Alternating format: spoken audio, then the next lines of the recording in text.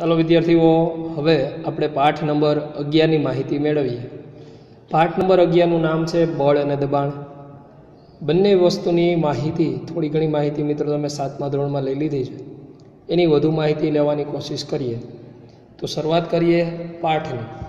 પદાર્થ કેવી રીતે ગતિ કરે છે તે ધોરણ 7માં શીખી ગયા છો. મેં તમને વાત કરી એમ કે કોઈ પણ પદાર્થ છે, દાખલા તરીકે કોઈ પણ બે પદાર્થ છે, એક પદાર્થ અહીં છે અને અહીં છે. આ બંને પદાર્થ છે કોઈ પણ બે સ્થિર પદાર્થની સાપેક્ષમાં, કોઈ પણ સ્થિર પદાર્થની સાપેક્ષમાં, એટલે કે સરખામણીમાં. જો કોઈ બીજો પદાર્થ, એટલે કે આ પદાર્થ છે, આ બાજુ આવે કે આમ જાય કે આમ જાય કે આમ જાય, પોતાનું સ્થાન આ સ્થાનથી બદલાવ થાય. કોઈ સ્થિર પદાર્થની સાપેક્ષમાં કોઈ બીજો પદાર્થ પોતાનું સ્થાન બદલે તો તે પદાર્થ ગતિ કરે છે એવું કહી શકાય. તો એવું તમે ભણ્યા છો. એક પદાર્થ બીજા પદાર્થ કરતાં કેટલા વધારે ઝડપથી ગતિ કરે છે તે કેવી રીતે નક્કી કરી શકાય છે. તમને યાદ છે કે જેમાં તમે ઝડપ વિશેની માહિતી લીધી હતી, એ જ વસ્તુની માહિતી આમાં આપવાની છે. એકમ સમયમાં જો આવ્યું એ જ એકમ સમયમાં પદાર્થ કાપેલું અંતર તે પદાર્થની ઝડપ દર્શાવે છે. એકમ સમય કેને કહેશે? 1 મિનિટ, 1 સેકન્ડ, 1 કલાક. જે પદાર્થ એકમ સમય એને કહેવાય મિત્રો. કોઈ પણ સમયનો એકમ મૂકો તમે તો એ પદાર્થ છે તે કેટલું અંતર કાપે છે તે પદાર્થ શું દર્શાવે છે? તેની ઝડપ દર્શાવે. તમે જાણો છો કે જમીન પર ગબડતો દડો છે તે ધીમો પડી જાય છે, ક્યારેક તેની દિશામાં પણ ફેરફાર થાય છે. એવું શક્ય બને છે દડો ધીમો પડે અને તેની સાથે ગતિની દિશા પણ બદલાય. શેના લીધે તેની ગતિ વધે છે કે ઘટે છે અને ગતિની દિશા બદલે છે તે તમે ક્યારે આશ્ચર્ય થયું? શું કહે છે મિત્રો કે જમીન પર ગબડતો, એટલે કે ક્રિકેટ રમતા એ વખતે તમે જોયું હશે કે દડો ચોક્કસ સમયે ક્યાંક ઊભો રહી જાય છે, અથવા તો એક બાજુ જે બાજુ જતો હોય તેનાથી વિરુદ્ધ દિશામાં તે જતો જાય છે. એટલે કહે છે કે ધીમો પડી જાય છે, ક્યારેક ગતિની દિશા પણ ફેરફાર થાય છે. એવું પણ શક્ય બને છે કે દડો ધીમો પડે અને તેની સાથે ગતિની દિશા પણ બદલાય છે. મતલબ ક્યારેક ધીમી થાય અથવા તો ક્યારેક વધે છે, ક્યારેક આ બાજુથી, એટલે કે ડાબી બાજુથી જમણી બાજુ જતો હોય તો જમણી બાજુથી ડાબી બાજુ પણ જાય, ઉપર તરફ જતો હોય તો ત્યાંથી નીચે તરફ પણ આવી જાય. તેને દિશા બદલી કહેવાશે. તે જેના લીધે, શેના લીધે તેની ગતિ વધે છે કે ઘટે છે, અથવા તેની દિશા બદલે છે કે ઘટે છે. તો આની વસ્તુનું નામ આવશે ઘર્ષણ બળ. શું નામ આવશે? ઘર્ષણ બળને કારણે આ બધી વસ્તુઓ શક્ય છે. તો આ ઘર્ષણ બળની જ માહિતી આપણે આમાં લેવાની છે. તો ચાલો આપણે રોજબરોજના, એટલે કે રોજિંદા જીવનના આપણી આસપાસ બનતા હોય એવા અનુભવો યાદ કરવાના છે. કે ફૂટબોલને ગતિમાં લાવવા માટે તમે છે એ શું કરો છો? તો કે દડાને વધારે ઝડપથી ગતિ કરાવવા માટે તમે શું કરો છો? શું કહે છે કે ફૂટબોલ તમને દેખાડું કે આ ફૂટબોલ આ રીતે રમાતો હોય છે, પગથી મારીને તે રમતા હોય છે. તો એ ફૂટબોલ જે છે મિત્રો, તેને તમે ગતિમાં લાવવા માટે, એટલે કે ધીમો હોય તો એને વધારે ઝડપથી લઈ જવા માટે શું કરો છો? તો કે તેના માટે હું શું કરીશ? તો કે કિક મારીશ. પછી શું કહે છે? તો કે તેને વધારે ઝડપથી ગતિ કરવા માટે કિક મારીશ, એટલે કે બળ લગાડીશ. ગોલકીપર દડાને કઈ રીતે અટકાવે છે? બેટ્સમેન દ્વારા ફટકાયેલા દડાને ફિલ્ડર કઈ રીતે અટકાવે છે? હોકીના ખેલાડી વડે દડાને હળવા ફટકાથી દિશા બદલે છે. આ બધી પરિસ્થિતિ દડાની ગતિ વધે છે કે ઘટે છે, કે ગતિ દિશા બદલે છે કે દડો સ્થિર થાય છે. જોઈએ મિત્રો એ જ વસ્તુ કે અહીં તમે જોઈ શકો છો કે ગોલકીપર છે શું કરે છે? દડાને આ રીતે રોકે છે, બરાબર છે. ત્યારબાદ હોકીવાળો ખેલાડી જે છે એ તેની હોકી સ્ટિકથી તેના દડાને રોકવાની કે બીજી દિશામાં લઈ જવાની કોશિશ કરે છે. ક્રિકેટ રમતો જે પણ ખેલાડી છે, બેટ્સમેન છે, એ બોલને આ રીતે ફિલ્ડર રોકે છે. તો આ વસ્તુની વાત થઈ એમાં કે ભાઈ જ્યારે દડાને લાત મારીએ છીએ કે ધક્કો મારીએ છીએ, ફેંકીએ છીએ અથવા હળવો ફટકો મારીએ છીએ, ત્યારે આપણે તેના પર બળ લગાડ્યું છે એમ કહેવાય. શું કહે છે કે દડાને હું ફેંકું છું કે દડાને લાત મારું છું? હોકીવાળો ખેલાડી એને હળવો ફટકો માર્યો કહેવાય, તો એને હું શું કહીશ? તો કે બળ લગાડ્યું છે તેમ કહેવાય. બળ શું છે? તો કે જ્યારે તે વસ્તુઓ પર બળ લાગે છે ત્યારે તે શું કરી શકે છે? શું કહે છે કે બળ શું છે? જ્યારે તે વસ્તુઓ પર બળ લાગે છે ત્યારે તે શું કરી શકે? તો કે ઘણી બધી પ્રશ્ન બની શકે. તેની પરિસ્થિતિઓ મેં તમને કીધી હતી. ગતિની દિશા વધે છે, ગતિની દિશા ઘટે છે અથવા સ્થિર થાય છે, દિશા બદલે છે, તેના આકારમાં પણ પદાર્થમાં ફેરફાર થાય છે. આની બધી માહિતી આપણે મિત્રો હમણાં જ લઈએ છીએ, જોઈએ. તો આ પ્રકરણમાં આવા પ્રશ્નોના જવાબ આપણે પ્રવૃત્તિ દ્વારા મેળવીએ. તો કે પહેલી વસ્તુ તમને કીધી છે, જે આપણા પાઠની એક મુખ્યત્વે મુદ્દો છે એ જ કે બળ, ધક્કો કે ખેંચાણ. તો સૌપ્રથમ અમુક કાર્યો કરવા માટે આપણે ચૂંટવું, એટલે કે ફૂલને આપણે શું કરીએ છીએ? ચૂંટીએ છીએ, ખોલીએ છીએ, બંધ કરીએ છીએ. આપણે બારણું ખોલવું હોય કે બારી ખોલવી હોય તો બંધ કરવી હોય. લાત મારીએ છીએ, મતલબ કોઈ વસ્તુ હોય એટલે કે દડો હોય તો દડાને આપણે પગથી જે વસ્તુ મારીએ છીએ એટલે કે એને લાત મારી કહેવાય. ફટકારીએ છીએ, મતલબ આપણે ક્રિકેટના જે દડાને બેટ વડે મારીએ છીએ તેને ફટકારવું કહેવાય. ઉચકવું, ડોલને આપણે ઉચકીએ છીએ. હળવો ફટકો એટલે કે હોકીવાળો ખેલાડી છે શું કરે છે? તો કે હળવો ફટકો મારે છે. ધક્કો મારે છે કે ખેંચવો છે. આવી ક્રિયાઓનો તે ઉપયોગ કરીએ છીએ. આ ક્રિયાઓમાં દરેક ક્રિયામાં સામાન્ય રીતે ગતિમાં ફેરફાર થાય છે. આ બધી ક્રિયાઓમાં શું થાય? ગતિમાં ફેરફાર, એટલે કે ગતિ વધે છે કે ગતિ ઘટે છે કે ગતિની દિશામાં પણ ફેરફાર થાય છે. તો આવા શબ્દોનો એક શબ્દ વાપરી શકીએ. તો ચાલો આપણે જોઈએ શું શબ્દ વાપરીએ. તો મિત્રો તમને એક કોષ્ટક આપેલું છે કે પદાર્થ સાથે સંકળાયેલી પરિસ્થિતિઓના ઉદાહરણો આપેલા છે. આ ઉદાહરણોમાં તમે તે કોઈપણ પરિસ્થિતિઓ જે છે ઉમેરી શકો છો, બદલી શકો છો, કે દરેક કિસ્સામાં ધક્કો અથવા ખેંચાણ કઈ કઈ ક્રિયા સામેલ છે તે તમે ઓળખો છો અને અવલોકન નોંધો. તે માટે મદદરૂપ ઉદાહરણો તમને આપેલા છે. કોઈ પરિસ્થિતિ તમને એક આપેલી છે કે ટેબલ પર પડેલા પુસ્તકને ગતિ કરાવવી હોય તો હું શું કરી શકું? તો કે હું એને ધક્કો મારીને ગતિ કરી શકું, ખેંચીને પણ ગતિ કરી શકું છું અને ઉચકીને પણ ગતિ કરી શકું છું. ત્યારબાદ બંધ કરીને હળવો ફટકો મારીને એવું કરી શકાતું નથી. આમાંથી તમારે પ્રક્રિયાઓ લેવાની છે મિત્રો. અને ધક્કો મારીને કરી શકાય તો કે હા, ખેંચીને તો કે ના. શું કહે છે? ક્રિયાઓનું વર્ગીકરણ કરવાનું કીધું છે. તો આ ક્રિયાનું વર્ગીકરણ ખેંચવું શું કામે નહીં? તો કે ટેબલ પર પડેલા પુસ્તકને ગતિ કરાવી હોય તો હું ખેંચીને ગતિ કરાવી શકું કે ન કરાવી શકું? તો આવી તમારે માહિતી આની અંદર હા કે નાની અંદર દેવાની છે. તો શરૂઆત કરીએ કે ટેબલ પર પૂરું થયું. હવે દરવાજાને ખોલવો કે બંધ કરવો હોય તો શું કરી શકાય? તો કે ધક્કો મારી શકાય? તો કે હા. ખેંચી શકાય? તો કે હા. ત્યારબાદ ઉચકી ન શકાય, લાત મારીને પણ બંધ કરી શકાય છે. આવી બધી વસ્તુઓથી તમે એને બંધ કરી શકો છો. ધક્કો મારી શકાય? તો કે હા. ખેંચીને બંધ મિત્રો દરવાજો કરી શકાય છે. તો એમાં પણ હા આવશે. હવે કૂવામાંથી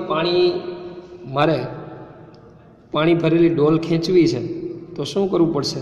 તો કે ધક્કો મારવો એમાં નહીં આવે, ખેંચવું આવશે, ઉચકવું આવશે. આ બે વસ્તુઓ આવશે એમાં, બીજું કોઈ વસ્તુ એમાં આવશે નહીં. તો આમાં ધક્કો મારવો અને ખેંચવું. ત્યારબાદ પેનલ્ટી કિક મારતો ફૂટબોલનો ખેલાડી એટલે કે ગોલકીપર તરફ તે કિક મારે છે. સૌપ્રથમ જ્યારે ફૂટબોલની કિક લાગે ને પેનલ્ટી કિક કહેવાય. તો આ પેનલ્ટી કિકની અંદર શું આવશે? તો કે જે પણ દાખલા તરીકે ધક્કો મારીને નહીં આવે તો કે શું આવશે? લાત મારી શકશે, હળવો ફટકો મારશે. આ બે વસ્તુ એની અંદર આવશે. તો ધક્કો મારવો અને ખેંચવું એમાં આવશે નહીં. બેટ્સમેન દ્વારા ફટકારેલ ક્રિકેટનો બોલ છે એને શું કરશે?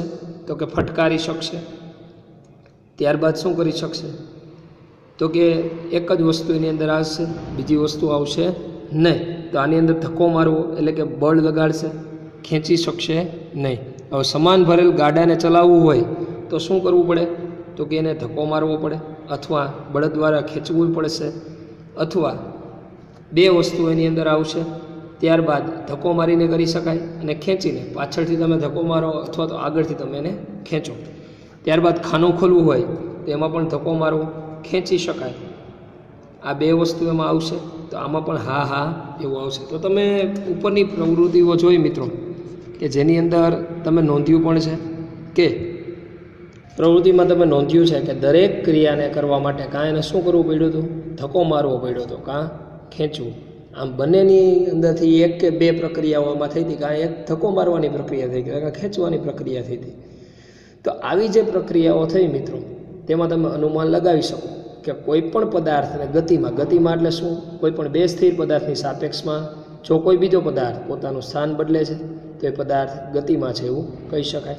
ધક્કો મારવો પડે કાં ખેંચવા માટે આ વસ્તુઓ કરવી પડે.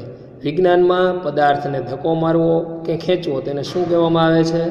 બળ કહેવામાં આવે છે. જોઈએ આગળ. તો કોઈ પણ વસ્તુને ધક્કો મારીએ કે ખેંચીએ તેને શું કીધું આપણે? તો કે બળ કીધું. આ પરથી આપણે કહી શકીએ કે બળ લગાડવાથી વસ્તુઓ શું કરે છે? તો કે ગતિમાં આવે છે અથવા સ્થિર થઈ જાય છે. બળ ક્યારે અસ્તિત્વમાં આવે? તો કે કોઈ પણ બે પદાર્થ એકબીજાના સંપર્કમાં હોય તો. જોઈએ, પહેલાં તમને એક પ્રવૃત્તિ નાની એવી વહેલીને પ્રશ્ન થાય છે કે ધોરણ 7માં હું શીખ્યો હતો કે ચુંબક લોખંડને પોતાની તરફ આકર્ષે છે. શું આકર્ષણ એ ખેંચાણ છે? તો કે હા. બે સમાન ધ્રુવો, સમાન કેને કહેવાય? SS અથવા NN. આ બે ધ્રુવોને શું કહેવાય? સમાન ધ્રુવો કહી શકાય. અને અસમાન કેને કહેવાય? એક N ને એક S, એને અસમાન ધ્રુવો કહેવાય.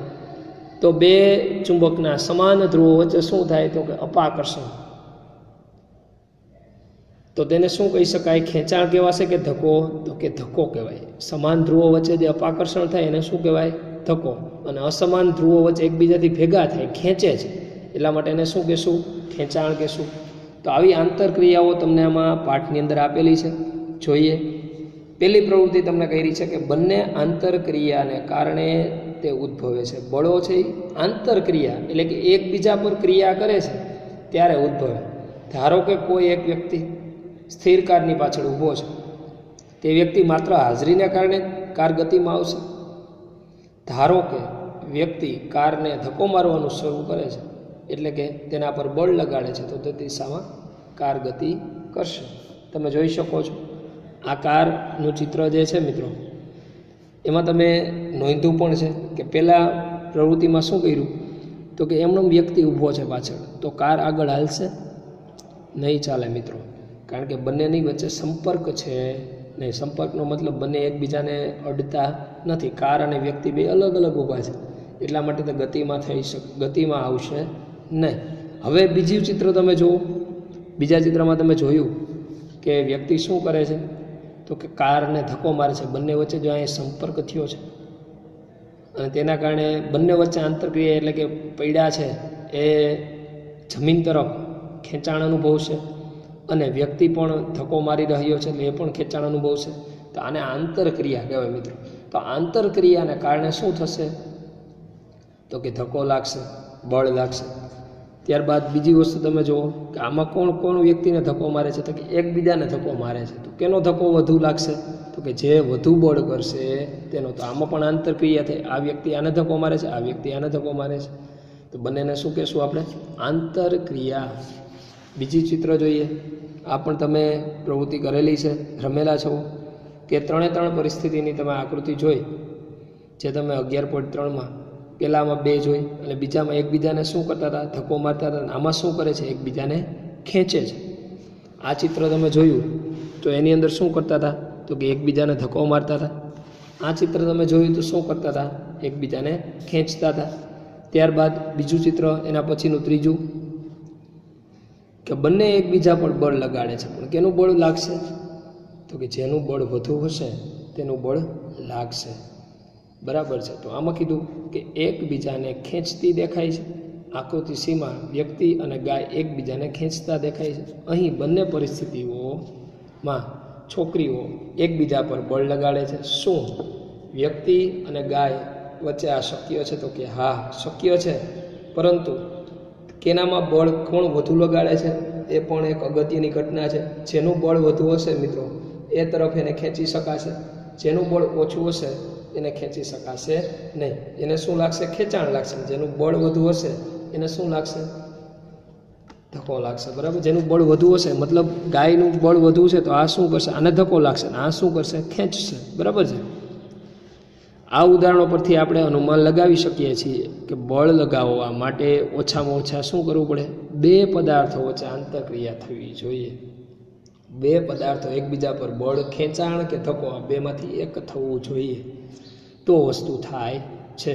આમ એક પદાર્થની બીજા પદાર્થની સાથે આંતરક્રિયા બળમાં પરિણમે એટલે કે બળ બને છે. તમે જોયું કે આ ગાય અને આ વ્યક્તિ છે એકબીજા વચ્ચે ધક્કો અને ખેંચાણ અનુભવે છે, તો આને આંતરક્રિયા કહેવાય મિત્રો. તો આંતરક્રિયાને કારણે તે બળમાં અનુભવ થાય છે. ત્યારબાદની વાત કરીએ બળની શરૂઆત, એટલે કે પહેલાં બળ કઈ રીતે ઉદ્ભવ થઈ જોયું, હવે બળ કઈ રીતે લાગે છે એ તમારે શીખવાની પ્રવૃત્તિ કરવાની છે મિત્રો. પ્રવૃત્તિ દ્વારા જ આમાં આપણને આ પાઠ્યપુસ્તકની અંદર આપેલું છે, એટલા જ માટે આપણે પાઠ્યપુસ્તકનો ઉપયોગ કરીને તમને સમજાવવાની કોશિશ કરીએ છીએ કે ટેબલ કે બોક્સ આવી બે ભારે વસ્તુઓ તમારે પસંદ કરવાની છે, ગમે તે એક, જેને તમે ધક્કો મારીને જ ગતિમાં લાવી શકો, એમણે ગતિમાં આવે નહીં. તેને તમે એકલા ધક્કો મારવાનો પ્રયત્ન કરો છો તો તમે ખસેડી શકશો. દાખલા તરીકે કબોર્ડ છે મિત્રો, કે ટેબલ છે બહુ વજનદાર છે, તમે એને ધક્કો મારશો તો હલશે. બેડ છે, બેડને તમે ધક્કો મારો તો ચાલશે નહીં હકલે, કારણ કે તમારા મિત્રોની સાથે તેને એક જ દિશામાં ધક્કો મારવાનો પ્રયત્ન કરો, તો ધક્કો મારવા માટે મદદ કરવાનું કહો તો તમે તેને સહેલાઈથી ખસેડી શકાય. નાનું એવું ટેબલ હોય મિત્રો, તમે એકથી ધક્કો ન લાગતો હોય તો તમે તમારા મિત્રની મદદ લઈને તમે એને ધક્કો મારો તો તમે એને ખસેડી શકો. ઘણી બધી વખત વજનદાર વસ્તુઓ મમ્મી છે એ ફેરવતા હોય ત્યારે પપ્પા અને આપણી બધાની મદદ લેતા હોય છે, અને તેના કારણે તે સરળતાથી એક વસ્તુને એક જગ્યાએથી બીજી જગ્યાએ લઈ જતા હોય છે.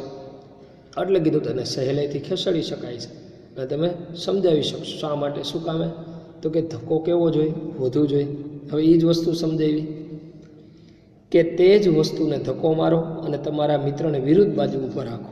હવે આમાં તમે જોઈ શકો છો કે એ ચિત્રની અંદર શું છે, તો કે આ બોક્સ છે વજનદાર, બે વ્યક્તિઓ એક દિશામાં ધક્કો મારે છે, આ બાજુ, બરાબર છે, મારે છે, તો કે હા.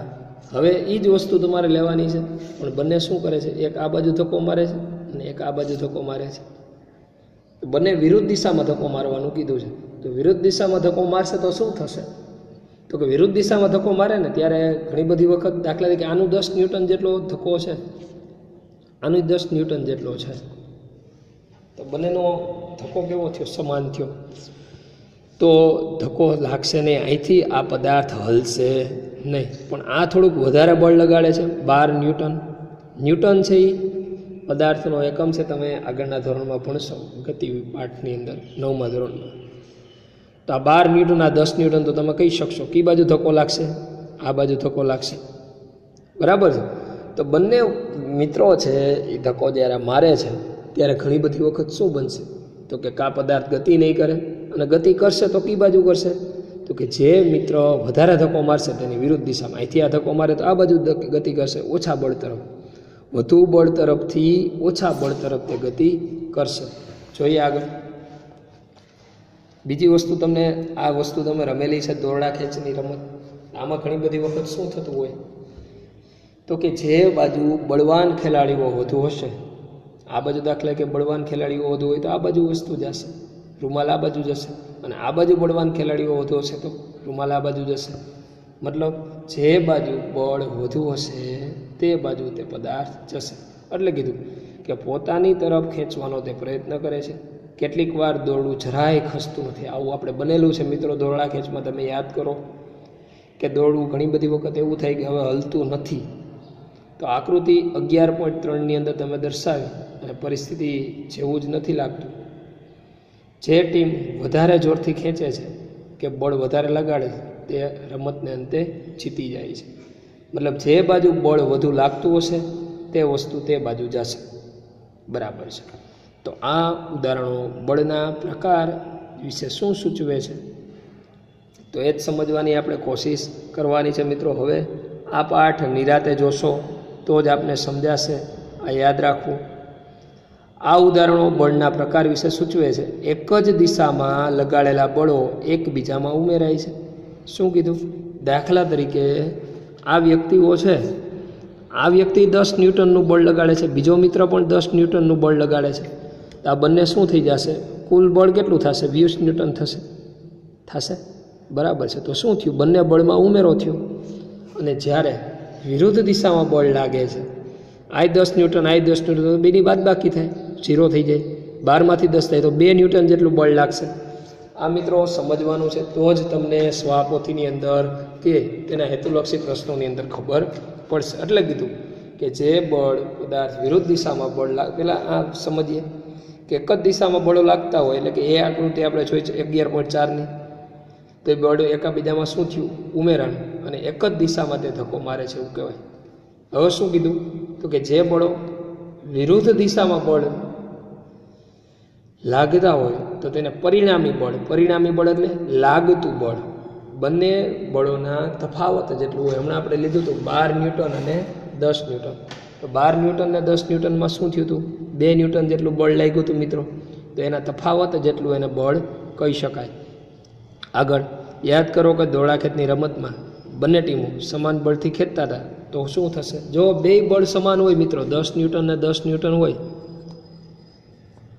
તો શું થઈ જશે? 0 થઈ જશે. પણ થોડુંક અસમાન હોય, મતલબ 12 ન્યૂટન એકનું હોય અને એકનું 10 ન્યૂટન, તો કેટલું થશે? 2 ન્યૂટન જેટલું બળ લાગશે. જો અસમાન બળ હોય તો તે દિશા બદલે છે, પણ સમાન બળ હોય તો તે દિશા બદલતું નથી. શું એનો મતલબ એવો થાય કે જો પદાર્થ પર લાગતા બળો વિરુદ્ધ દિશામાં હોય તો પદાર્થ પર લાગતું ચોખ્ખું બળ શૂન્ય હોય. મેં હમણાં જ કીધું મિત્રો કે બંને બળ કેવા હોય? વિરુદ્ધ દિશામાં છે અને સરખા છે, તો એ શું હોય? બળ શૂન્ય થઈ જાય. કારણ કે એકને 0, બે આ બાજુ 10 ન્યૂટન લાગે, આ બાજુથી ને 10 ન્યૂટન લાગે છે. તમે ચિત્રમાં જોઈ શકો છો કે આ બાજુથી ને 10, આ બાજુથી ને 10, તો કોઈ પણ બળ લાગશે નહીં. તો એ બળ કેવું થઈ જશે? 0 થઈ જશે. તો આ વસ્તુ આપણે સમજવાની છે. અને જેવો બળ વધુ લાગશે મિત્રો, તો તેના તફાવત જેટલું એનું મૂલ્ય થશે. ત્યારબાદની માહિતી આપણે છે મિત્રો એ આગળના લેક્ચરની અંદર અભ્યાસ કરશું. ત્યાં સુધી મને રજા આપો. આભાર મિત્રો.